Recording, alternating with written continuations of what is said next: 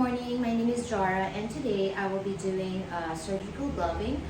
For this procedure, just make sure that you put on your proper PPE prior to doing this procedure because usually you're already in a sterile field, so you would like to put on your sterile gown and all your sterile PPE. You would like to don those before doing this procedure. So after doing that, just make sure that for your assessment, just make sure that your nails are cut short. Just check on your fingernails and then see if they're cut short. Otherwise, you need to cut them short. And then just take off all your jewelries right before this procedure.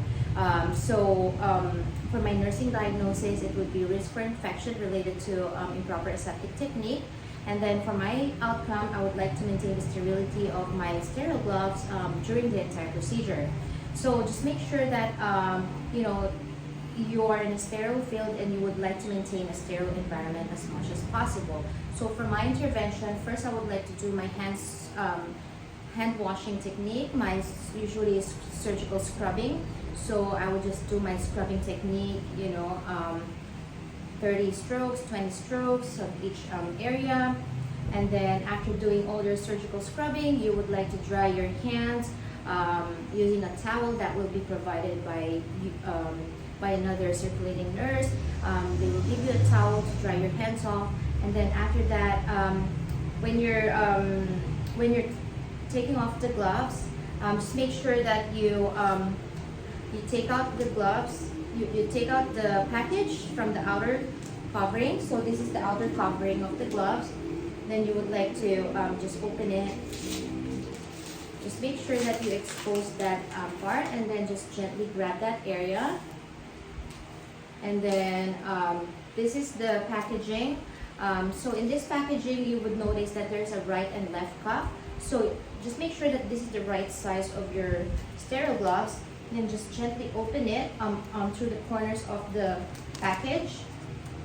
And then, so distinguish the right and the left glove.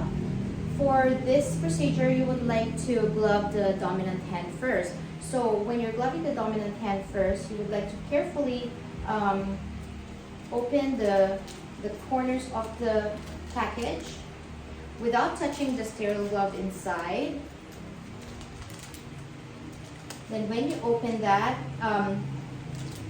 so you're going to be gloving the dominant hand, which in my case, it's a right hand.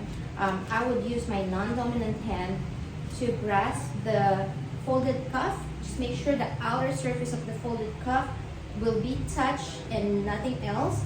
And then I'm using my two fingers and my thumb, I would like to grab that area. Just make sure that you maintain the sterility of this sterile gloves. And then just gently slip your dominant hand inside of the gloves.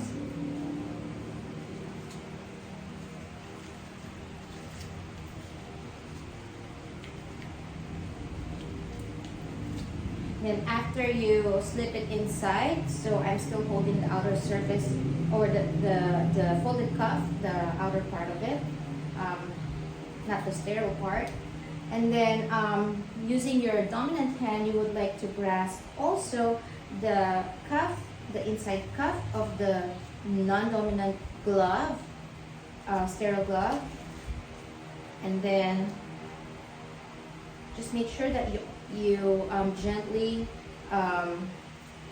insert your hand, the non-dominant hand, inside the sterile glove without touching the unsterile areas of your hand. And then just make sure that you interlock your fingers just so all of the gloves will fit properly into your fingers. And then after doing that, if just in case your gloves get soiled during the procedure, when you're taking it off, you would like to take it out using your non-dominant hand and then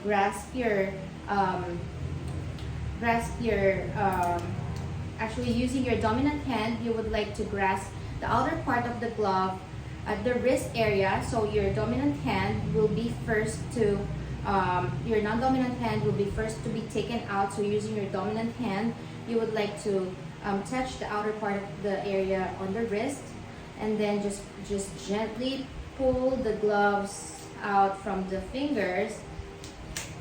And then after that, you would like to throw this in a proper receptacle. If it's bloody, you would put it in a biohazard bin. So just pretend that I put it there. And then your non-dominant hand will now do a skin to skin, taking off the glove. So you would like to slip that into the skin of your dominant hand, and then just insert about 2 fingers, and then just pull the gloves out gently,